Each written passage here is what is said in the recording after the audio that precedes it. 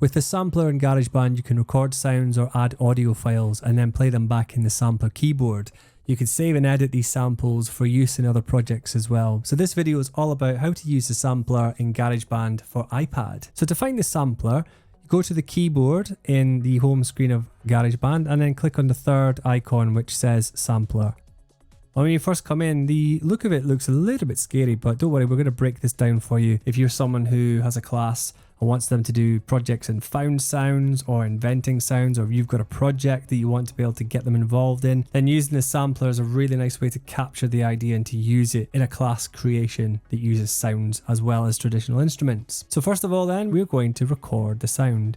You'll notice on the left we've got the pitch and the modulation. Now these are fairly standard, and we're just going to keep them to the middle for now.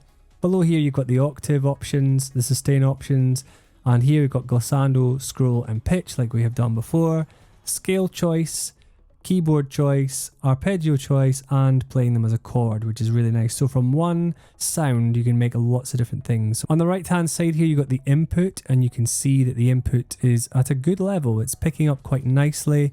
We're going to press this big red button and we're just going to record. Oh yeah. Oh yeah. Oh yeah.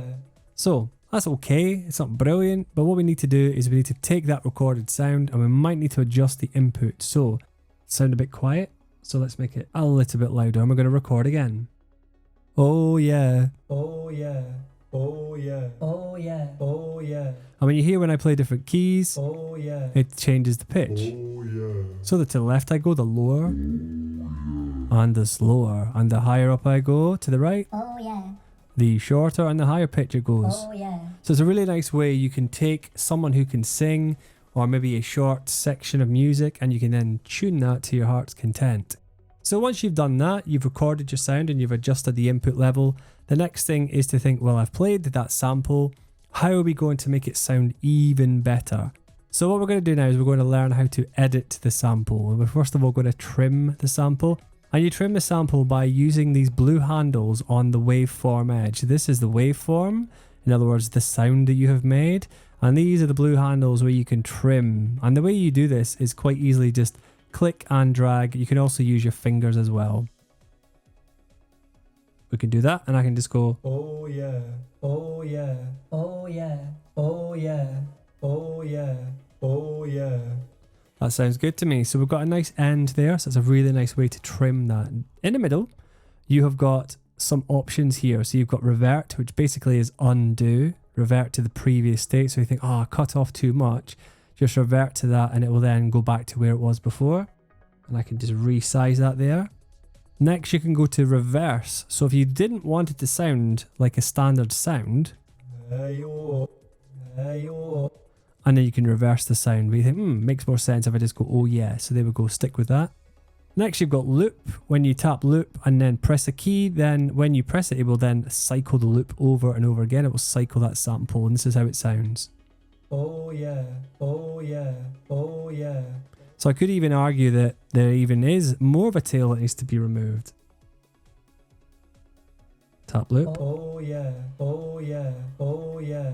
And that's a little bit tighter. So that's a really nice way to practice how to edit that waveform. It's a nice introduction as well to editing waveforms, which is something that students would need to do if they ever wanted to become composers, audio engineers, or even just people who wanted to edit any sort of waveform attached to video, whatever. So you can reverse it, you can loop it, and you can also change the volume. Now you click on details.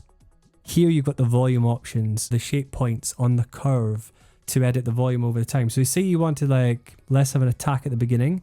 What you could do then is drag to make it more of a rounded shape. This will sound like, oh yeah, oh yeah, oh yeah, oh yeah, oh yeah. So it fades out a bit more, but if you think, I want to hear the yeah more than the oh. Oh yeah. And again, if you think, oh, I don't like any of them, revert will take you back to, oh yeah. If you were doing tuning, you can then detect the pitch. So for example, the way you would do that is you would toggle the coarse tune and fine tune, and that then allows you to detect the pitch. And in doing so, oh yeah, oh yeah, oh yeah. You can then fine tune that as well. And with fine tuning, you can then also just detect the pitch. Oh yeah, oh yeah. once you've done everything you need, it's time to save your sample. And the way you would save your sample is by tapping where it says My Sample and then Save to Library. And then it will ask you to save at the bottom. And I'm just going to call it Oh Yeah. It's probably a good idea to call it what it is that you actually sing or say. Then that will then have saved to the library. And if you click on Library, you'll find that Oh Yeah is in there, as well as Oh and Kids Cheering and a few other things in there. And if you think, I don't like them, then what you can do is you can edit and then delete the ones you do not want to keep.